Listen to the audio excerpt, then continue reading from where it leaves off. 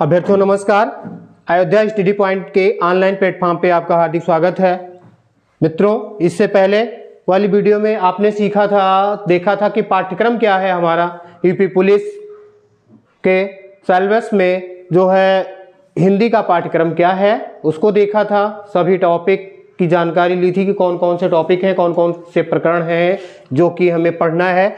तो जो उसमें सबसे पहला प्रकरण है वो है हिंदी तथा अन्य भारतीय भाषाएं। इसके अंतर्गत जो पहला टॉपिक पढ़ना है वो है हिंदी तथा अन्य भारतीय भाषाएं। हिंदी हमारी तो भाषा ही है तथा हिंदी के साथ साथ में हमारे भारत देश में कुछ और भी भाषाएं बोली जाती हैं जिनके बारे में भी जानकारी हमें करना है, जिनके बारे में प्रश्न पूछा जा सकता है। तो आइए हम सबसे पहले देखते हैं हिंदी के बारे में समझते हैं। जो हिंदी है ये हमारी हिंदी जो कि हमारी राजभाषा है और हिंदी है। तो ये हिंदी क्या है? हिंदी भाषा है। एक क्या है? ये भाषा है। तो सबसे पहले हमें समझना है कि भाषा किसे कहते हैं, भाषा क्या है, इसको हम समझेंगे। चूंकि हिंदी जो है ये भाषा है तो भाषा ही हमें पता होना चाहिए कि भाषा क्या है या भाषा किसे कहते हैं। तो भाषा जो है संस्कृत के भाष धातु में आ प्रत्यय जोड़ने से बना है। भाषा शब्द जो है वो संस्कृत के भाष धातु में आ प्रत्यय जोड़ने से बना है। भाष में आ जोड़ा गया तो हो गया ये भाषा, जिसका शाब्दिक अर्थ होता है बोलना। क्या होता है? बोलना। भाषा का शाब्दिक अर्थ होता है बोलना, यानी जो कुछ भी हम बोलते हैं, बातचीत करते हैं, वही भाषा है। तो व्याकरणिक दृष्टि से इसको हम कह सकते हैं कि जिसकी सहायता से हम अपने विचारों का या अपने भावनाओं का आदान प्रदान करते हैं वही भाषा है। जिसकी सहायता से या जिसके प्रयोग से हम अपने विचारों का आदान प्रदान करते हैं वही भाषा है। अब भाषा को कुछ हिंदी शास्त्रियों ने अपने परिभाषा के द्वारा परिभाषित भी किया है। यानी स्वीट ने कहा है, सुकुमार सेन ने, अन्य अनेक शास्त्रियों ने कहा, स्वीट ने कहा है कि अर्थवान कंठोद्गीर्ण ध्वनि समष्टि ही भाषा है। सुकुमार सेन, जिसकी सहायता से हम अपने विचारों का आदान प्रदान करते हैं वही भाषा है। तो इस तरीके से भाषा जिसकी सहायता से हम अपने विचारों का आदान प्रदान करते हैं उसे भाषा कहते हैं। जिसकी सहायता से हम अपने विचारों का आदान प्रदान करते हैं उसे भाषा कहते हैं। अब जो है कभी कभी प्रश्न पूछ लिया जाता है कि भाषा के प्रकार रूप या प्रकार। तो भाषा के कितने प्रकार हैं? भाषा के मूल रूप से मूलतः दो प्रकार हैं। कितने हैं? दो, मौखिक और लिखित। मौखिक भाषा और लिखित भाषा। मौखिक भाषा और लिखित भाषा, ये दो प्रकार हैं किसके? भाषा के। लेकिन कहीं कहीं पे ये भी मिलता है कि तीसरे का भी प्रयोग मिल जाता है, वो है तीसरी जो है वो सांकेतिक भाषा। अब ये आपका डिपेंड करता है कि प्रश्न किस तरीके से पूछा जाता है। यदि प्रश्न में पूछता है कि भाषा के कितने रूप हैं, वहां विकल्प दे दिया जाता है 3, 4, 5, तो वहां पे हमारा ऑप्शन हो जाएगा 3। लेकिन अगर प्रश्न पूछा जाता है कि भाषा के कितने रूप हैं, उसमें ऑप्शन में 1, 2, 4, 5 दिया गया तो वहां भाषा के दो रूपों का प्रयोग हो, यानी दो रूपों को मान लिया जाएगा, मौखिक और लिखित। तो भाषा के मूलतः तो दो रूप हैं, लेकिन अब तीसरे का भी कहीं कहीं जिक्र होता है, सांकेतिक भाषा है। तो मौखिक भाषा, लिखित भाषा और सांकेतिक भाषा, ये भाषा के 3 प्रकार हैं। ये प्रश्न के ऊपर डिपेंड करता है कि हमें जो है जब प्रश्न 2 के अकॉर्डिंग पूछा जाता है तो हम 2 पे लगाएंगे, अगर 3 के अकॉर्डिंग पूछा जाता है तो 3 पे लगाएंगे। और यदि पूछा जाता है कि भाषा के कितने रूप हैं, वहां 2 और 3 दोनों विकल्प दे दिया जाएगा तो वो प्रश्न जो है वो विवादित हो जाएगा। तो मौखिक भाषा सबसे पहला हम समझते हैं कि मौखिक भाषा क्या है? जब हम मुंह द्वारा बोल करके अथवा कानों से सुन करके अपने बातों का आदान प्रदान करते हैं या विचारों का आदान प्रदान करते हैं तो वो भाषा का मौखिक रूप हो गया। जैसे कहानी सुनना, कोई कहानी बता रहे हैं उसको सुनना, कथा सुनना, ये जो है भाषा का मौखिक रूप है। कविता सुनना, कोई अच्छे से गा के कविता सुना रहे हैं तो वो भाषा का मौखिक रूप है। टीवी देखना, टीवी देखते हैं तो वो भी भाषा का मौखिक रूप है, चूंकि ये हम सुन रहे हैं सुन करके आत्मसात कर रहे हैं, ग्रहण कर रहे हैं। दूसरा है लिखित भाषा। जब लिखी हुई बातों के माध्यम से हम अपने विचारों का आदान प्रदान करते हैं। कोई लिख करके कुछ हमें भेजता है, जैसे एसएमएस भेज रहा है या पत्र भेज रहा है, पत्र का प्रचलन तो आप खत्म ही हो गया है, तो ये सब जो है भाषा का लिखित रूप हो जाता है। कोई हम कविता पढ़ते हैं, ध्यान रखना उसमें सुनने वाली बात हुई थी, लेकिन यहाँ कविता पढ़ने की बात हो रही है। जब कविता पढ़ते हैं अथवा लिखते हैं, पत्र लिखते हैं, कहानी लिखते हैं, तो ये भाषा का लिखित रूप होता है।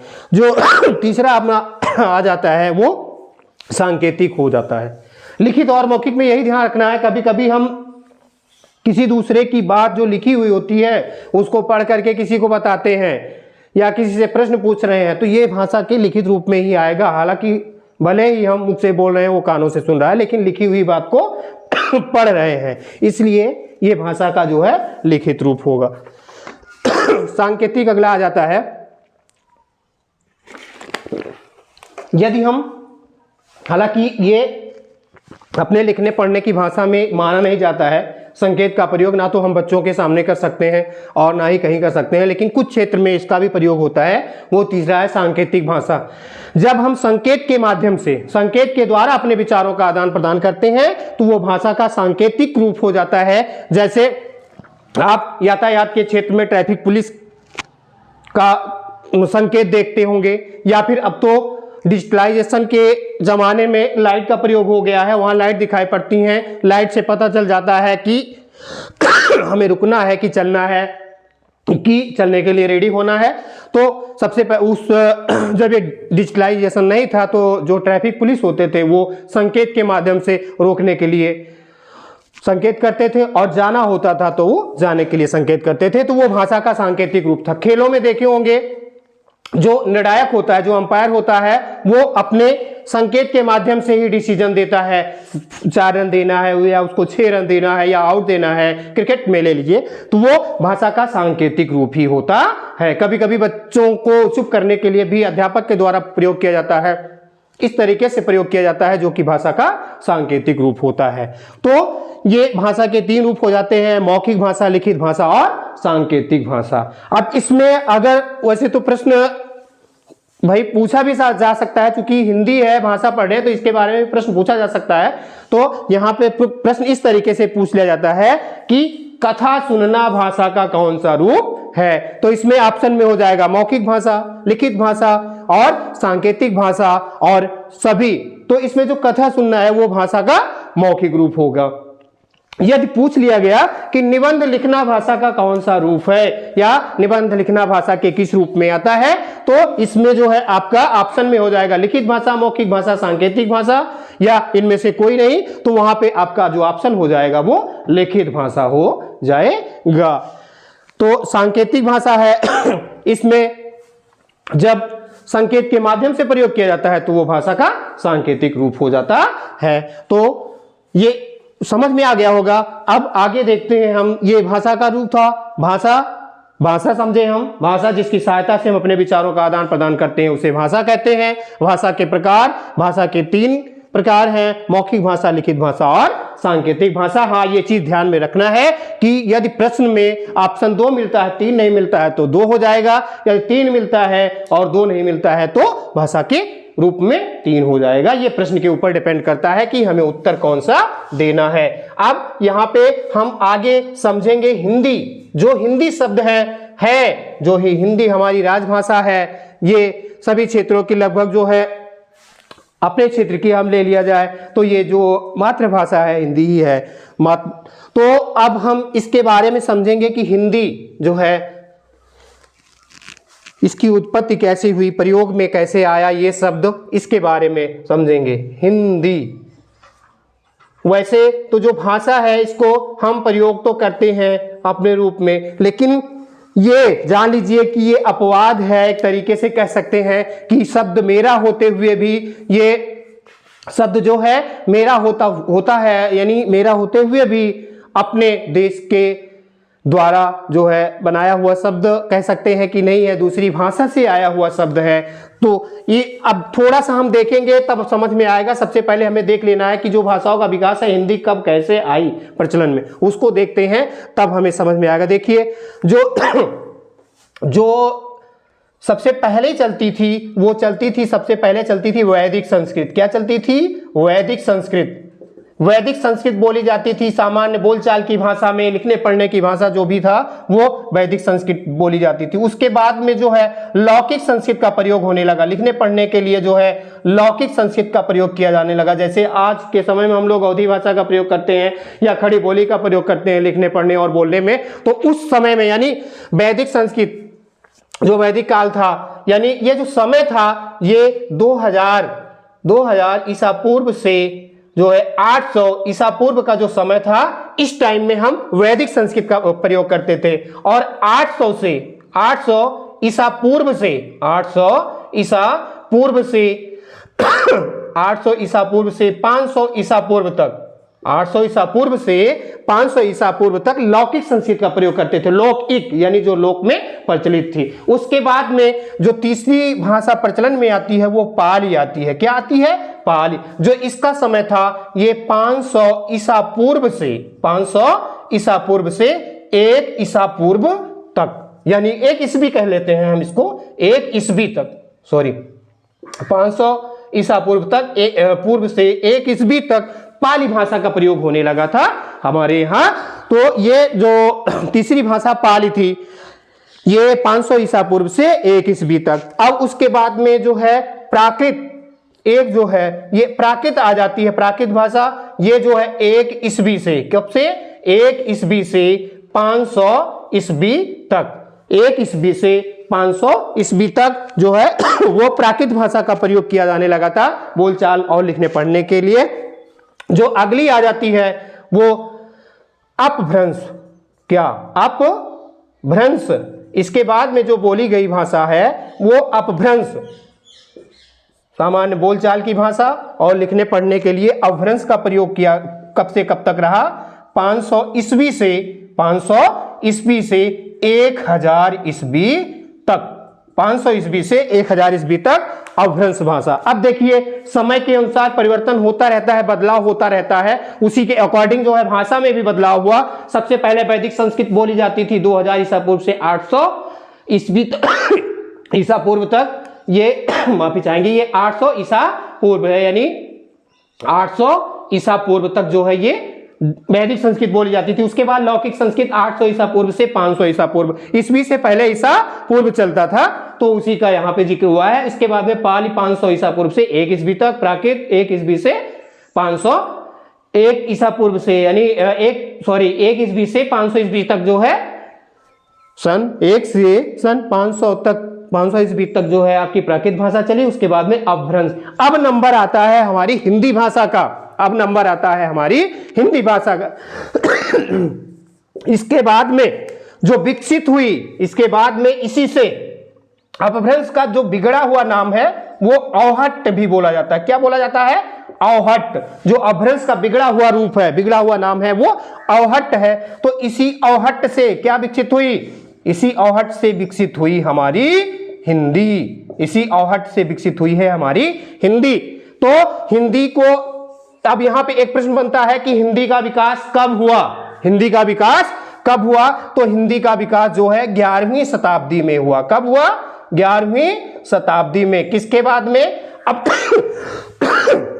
सॉरी माफी चाहते हैं, यहां पे अपभ्रंश के बाद अपभ्रंश का बिगड़ा हुआ रूप औहट्ट कहलाया, और इसी औहट्ट के बाद में जो है हमारी हिंदी भाषा का विकास हुआ। तो यहां पे बस हमें ये दिखाना था, आप लोगों को ये बताना था कि यानी भाषाओं का विकास कैसे हुआ। ऐसा सीधे सीधे हमारे सामने हिंदी आ नहीं गई, प्रयोग में हिंदी आ नहीं गई, इसका भी कुछ सही समय चला, उसके अकॉर्डिंग इसमें जो है परिवर्तन हुए हैं। वैदिक संस्कृत, फिर लौकिक संस्कृत, वैदिक का मतलब वेदों की संस्कृत जो बहुत ही क्लिष्ट थी, कुछ ही लोग पढ़ पाते थे, कुछ लोग, लेकिन लौकिक संस्कृत जो लोक में, लोक का मतलब लोगों के बीच में बोलचाल की भाषा में संस्कृत का प्रयोग हुआ। संस्कृत सर्वेषां भाषाणां जननी मन्यते, अर्थात जो संस्कृत है वो सभी भाषाओं की जननी है। सबसे पहले संस्कृत विकसित हुई, उसके बाद उसी से जो है सारी भाषाओं का विकास हुआ। ये सभी भाषाओं की माता मानी जाती है।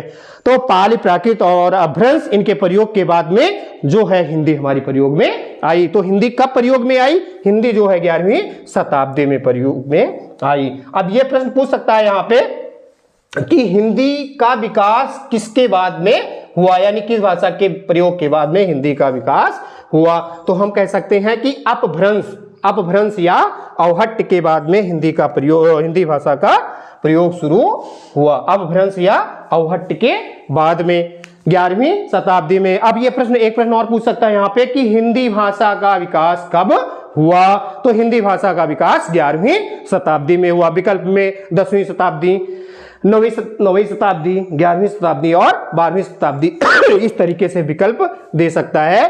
तो जो हिंदी भाषा का विकास हुआ वो 11वीं शताब्दी में। अब हम हिंदी शब्द के बारे में जानते हैं कि हिंदी शब्द का विकास कैसे हुआ। आप लोग सब लोग जान रहे हैं, जो हमारा देश है ये सोने की चिड़िया कहा जाता था। यहाँ पे बहुत से क्रांतिकारियों, कह सकते हैं बहुत से विदेशी आक्रमणकारियों के द्वारा जो है देश पर आक्रमण किया गया और देश को खोखला बना दिया गया। उसी में से फारस यानी ईरान यानी फारस के भी कुछ लोग यहाँ पर आए। उनको हम फारसी कह सकते हैं, फारसी लोग आए यहाँ पे। तो वो अपने यहाँ एक नदी है, सिंधु नदी है। क्या है? एक है सिंधु नदी, थी उस समय में, प्राचीन काल में। तो सिंधु नदी थी। तो वो जो फारसी लोग आए ये इसी सिंधु नदी के किनारे रहते थे। कहाँ रहते थे? सिंधु नदी के किनारे। तो जो फारस है वहां पे एक भाषा थी पहलवी भाषा। कौन सी भाषा थी? पहलवी। तो जैसे अपने यहाँ सा का प्रयोग होता है तो वहां पे पहलवी भाषा में जो है सा को, जो सा है उसको हा कहा जाता था, सा को हा कहा जाता था, और जो धा है उसको दा कहा जाता था। जो है ये ना उसी रूप में आ जाता, ना को ना ही कहा जाता था। तो वो मात्रा ऐसे प्रयोग हुई। तो पहलवी भाषा का प्रयोग वहां होता था, सा को हा और धा को दा कहा जाता था। तो उन्हीं के द्वारा जो है वो सिंधु नहीं कह पाते थे, सिंधु ना कह करके उन्होंने हिंदू कहा। क्या कहा? उन्होंने सिंधु ना कह करके हिंदू कहा। किसको? भारतीयों को। किसको? भारतीयों को उन्होंने कहा कि हिंदू, ये हिंदू हैं। क्या है वो? हिंदू हैं। तो ये फारसी से किससे? फारसी। ये फारसी शब्द हम कह सकते हैं कि जो सिंधु है, सिंधु नदी के अकॉर्डिंग जो है उन्होंने सिंधु को हिंदू कहना शुरू किया, और हिंदू को बोलने वाले को हिंदू, जो हिंदू है, हिंदू से ही ये धीरे धीरे बदल करके जो है हिंदी हुआ। क्या हुआ? हिंदी। लेकिन हिंदी बाद में हुआ। सबसे पहले क्या कहते थे इसको? हिंदी, यानी हिंदी जो भाषा थी उसको इन्होंने हिंदी कहा। क्या कहा? इन्होंने हिंदी कहा। सिंधु से हिंदू हुआ। सिंधु से क्या देखे? सिंधु से सीधा शब्द जो है ये हिंदू बना। 2-3 मिलता है। देखिए सबसे पहले तो क्या, ये सिंधु नदी थी, सिंधु से फारसियों ने जो है इसको क्या कहा? हिंदू। किसके कारण? पहलवी भाषा के प्रयोग के कारण। पहलवी में सा को हा कहा जाता है और धा को दा कहा जाता है। तो सिंधु से क्या बना? ये हिंदू बना। हिंदू से कुछ जो है कुछ लोगों ने इसको जो है क्या कहा? हिंदी कहना शुरू किया। किसको? जो सिंधु नदी के आसपास के लोग रहते थे, जो भारतीय रहते थे, उनकी भाषा को क्या कहा? हिंदी। क्या कहा? हिंदी। तो बाद में कुछ समय बाद जो है ये एक का हट गया और हिंदी प्रयोग में आ गया। तो ये यहां पे प्रश्न पूछता है कि किससे बना हुआ है, किससे ये विकसित हुआ है? जो हिंदी शब्द है ये किससे आया है? तो ये फारसी भाषा से आया। किस भाषा का शब्द है? हिंदी शब्द किस भाषा का शब्द है? तो ये फारसी भाषा का शब्द है। हिंदी भाषा किस शब्द का है? तो ये फारसी भाषा का है। एक भारतीय परिप्रेक्ष्य में कहा जाता है, जो हिंदी शब्द है इसके विकास के लिए कहा जाता है यहां पे हिंदू है ना, तो ही यहां पे क्या है? ही। क्या है यहां पे? ही। और उसके बाद में न है, उसके बाद में दू। ही दू। ही का मतलब ही यानी हनन करने वाला। ही का मतलब हनन करने वाला। हनन करने वाला। ही का मतलब जो है हनन करने वाला। दू मीन्स दुष्टों का। दुष्टों का। यहां पे यानी हिंदू, हिंदू किसको कहा गया? दुष्टों का हनन करने वाला, जो बाहरी आक्रमणकारी आते थे उनसे जो है भारतीय वीर संघर्ष करते थे, उनका हनन करते थे, तो इसीलिए इनको क्या कहा गया? हिंदू कहा गया। हिंदू क्या? ही मीन हनन करने वाले, दो मीन्स दुष्टों का, यानी जो दुष्टों का हनन करने वाले थे उनको हिंदू कहा गया। और इनकी भाषा को क्या कहा गया? हिंदी। क्या कहा गया? हिंदी। तो जब कभी भारतीय परिप्रेक्ष्य में पूछे तो ये भारतीय परिप्रेक्ष्य में पूछे हिंदी शब्द का विकास किससे हुआ है और हिंदू ऑप्शन में दे दिया जाए तो वहां सीधा सीधा बताएंगे कि ये हिंदू से हुआ है। लेकिन जो परीक्षाओं में पूछा जाता है, लगभग कई परीक्षाओं में पूछा गया है कि जो हिंदी शब्द है, क्या पूछता है कि जो हिंदी शब्द है इसका विकास किस भाषा से हुआ है? तो हिंदी शब्द का जो विकास है वो फारसी भाषा से हुआ है। किस भाषा से हुआ है? इसका विकास जो है फारसी भाषा से हुआ है। और कभी शब्द पूछ लिया कि जो हिंदी का विकास किस शब्द से हुआ है, ये पूछ लिया कि हिंदी भाषा का विकास किस शब्द से हुआ है, तो ये सिंधु शब्द से हुआ। किससे हुआ है? सिंधु शब्द से हुआ है। शब्द की चर्चा हो तो ऑप्शन में पूछ सकता है कि हिंदी भाषा का विकास किस शब्द से हुआ है, तो ये सिंधु शब्द से हुआ है। और यदि ये पूछता है कि किस भाषा से हुआ है, तो ये फारसी भाषा से हुआ है। अब ये था कि हिंदी शब्द की उत्पत्ति कहां से हुई थी। यहां से ध्यान रखना, फारसी शब्द और सिंधु शब्द ये दोनों दिमाग में बैठा लेना, ठीक है। यहां से प्रश्न बनता है और प्रश्न पूछा जाता है, तो इसलिए इसको विशेष तौर पे ध्यान रखना कि जो हिंदी शब्द है वो किस भाषा का शब्द है, ये फारसी भाषा का। शुरुआत में मैंने जिक्र किया था कि हिंदी है तो अपनी राजभाषा है, लेकिन इस शब्द का जो विकास है ये विदेशी भाषा से हुआ है, अर्थात फारसी भाषा से हुआ है। अब आते हैं जो अपने संविधान पे, किस पे आते हैं? संविधान पे हिंदी को मान्यता कब कैसे दी गई? जो हिंदी है ये क्या है? हिंदी हिंदी हमारी राजभाषा है। यहां से एक प्रश्न है, बहुत इंपॉर्टेंट प्रश्न है, क्या है ये? राजभाषा है। अब इसी के साथ में हम ये भी जिक्र करते चलेंगे, अन्य भारतीय भाषाओं के बारे में भी जिक्र करते चलेंगे और साथ में भाषा के बारे में। तो ये हिंदी जो है हमारी राजभाषा है। राजभाषा का दर्जा कब मिला इसको?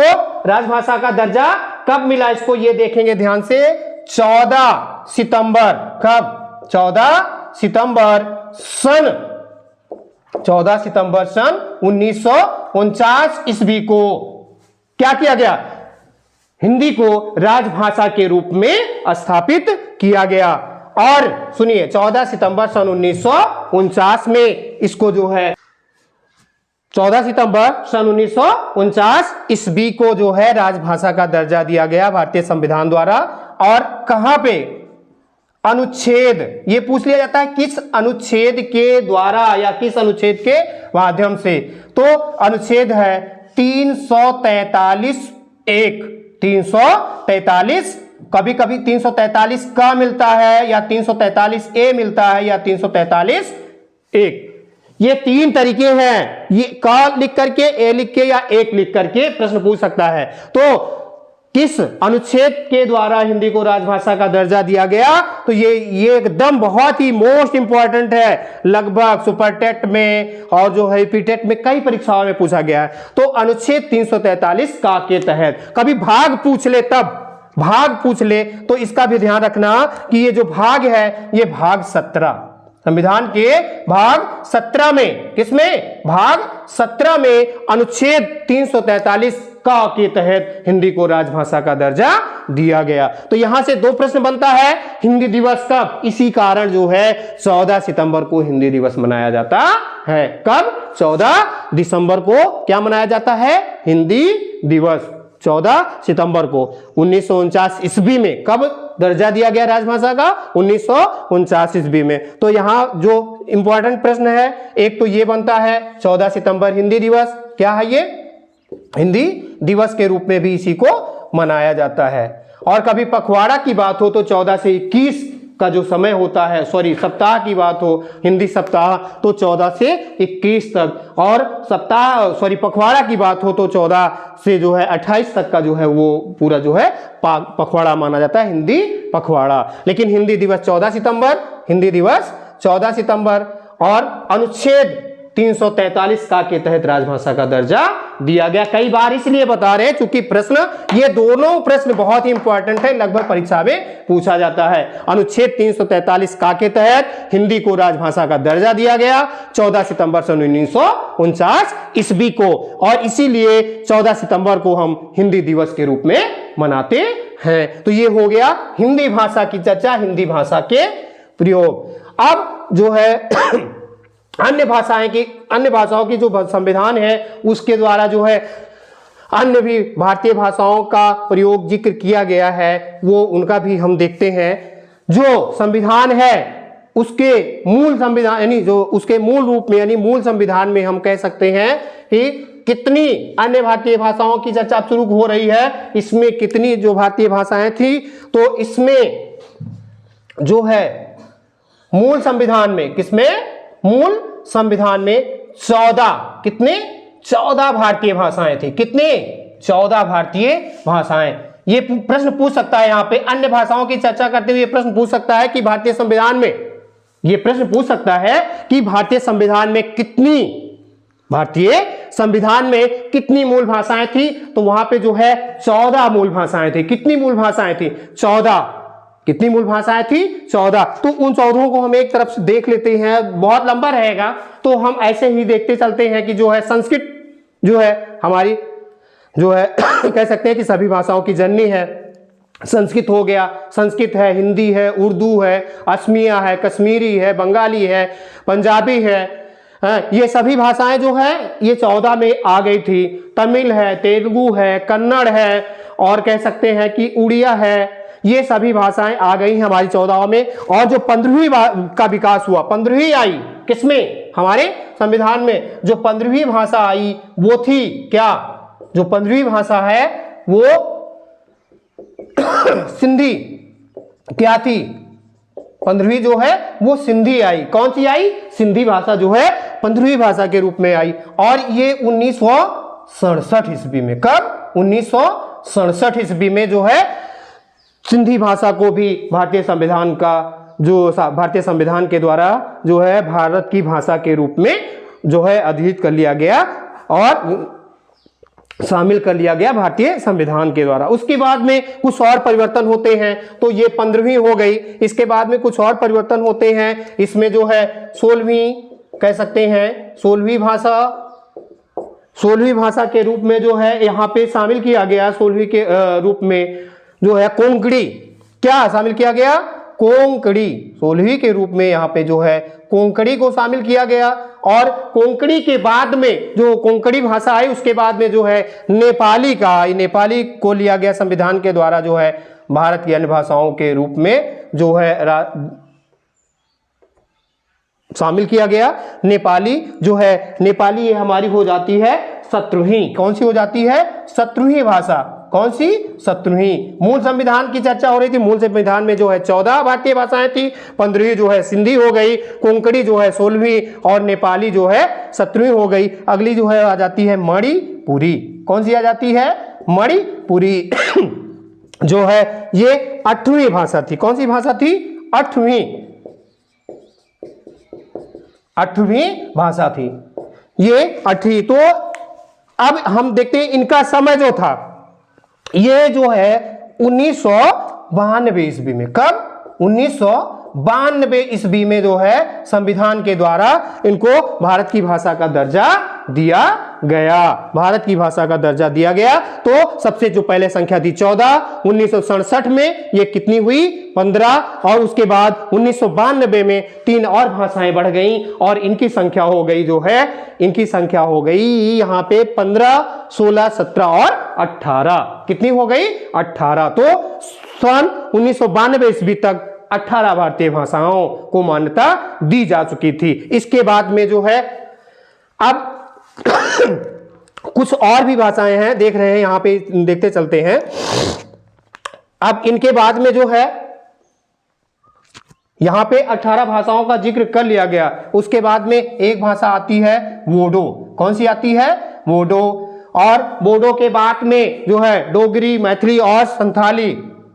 बोडो, डोगरी, मैथिली जो कि उपबोली में भी आप पढ़ेंगे इसको, और अंतिम में जो है आ जाती है वो संथाली।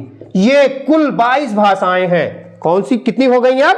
22। तो इनका अभी तक हमने देखा कि 18 हो गई थी, ये हो गई 19, ये हो गई 20, और ये हो गई 21, और ये हो गई 22। तो कुल कितनी भाषाएं हो गई? 22। अब हम इनका समय जानते हैं कि कब इनको भारतीय संविधान द्वारा भाषा का दर्जा दिया गया। ये दिया गया 2003 ईस्वी में। कब दिया गया? 2003 ईस्वी में। और लगभग अब यह प्रश्न पूछा जाए कि भारतीय संविधान में कितनी भाषाएं हैं, भारतीय संविधान में कितनी भाषाओं को मान्यता दी गई है, तो 22 भाषाओं को मान्यता दी गई है। कितनी? 22। अगर अब का पूछते हैं तो 22 भाषा, ठीक है। वर्तमान में पूछते हैं तो 22 भाषा, और अगर मूल संविधान में पूछते हैं तो 14 भारतीय भाषाएं। कितनी भारतीय भाषाएं? 14। लेकिन अगर अब का जिक्र करते हैं तो ये 22 भारतीय भाषाएं।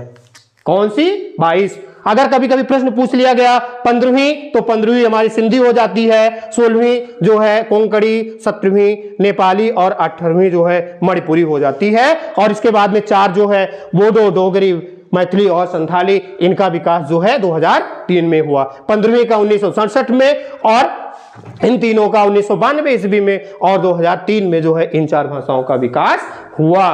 तो वीडियो बड़ा हो रहा है, बस 60 में लेते हैं। बस ये इसलिए इनका जिक्र किया गया कि अन्य भाषाओं का जिक्र किया गया है, कहीं ना कहीं से अगर प्रश्न पूछ लिया गया तो वो अछूता ना रह जाए, वो हम लोगों के जो है पहुंच से बाहर ना हो, इसलिए इसका जिक्र किया गया है अन्य भारतीय भाषाओं का। इसका जो है प्रश्न पूछा जाए तो वो आपको मिल जाए। इसलिए बहुत कम समय में आपके जितने भी टॉपिक हैं, जितने भी टॉपिक हैं सबको बहुत कम समय में बहुत बेहतरीन तरीके से बताया जाएगा।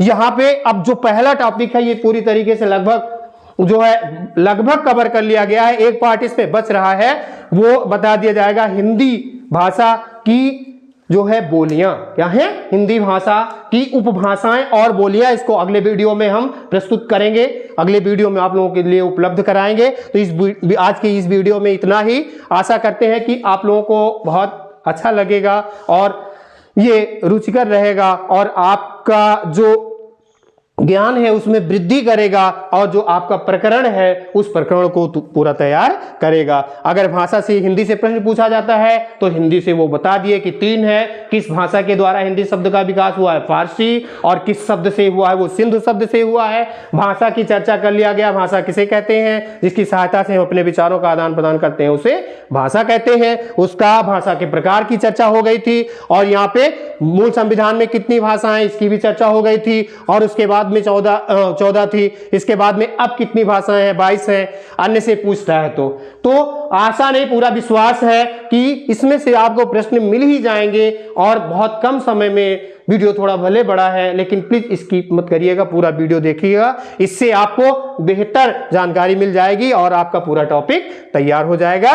तो आज के लिए बस इतना ही। धन्यवाद। आशा करते हैं कि आपको अच्छा लगेगा। कृपया अपने मित्रों में शेयर करें, उनसे सब्सक्राइब करवाएं और लाइक करें। इससे हमें मोटिवेशन मिलेगा ताकि आपकी हम और बेहतर तैयारी करवा सकें। धन्यवाद।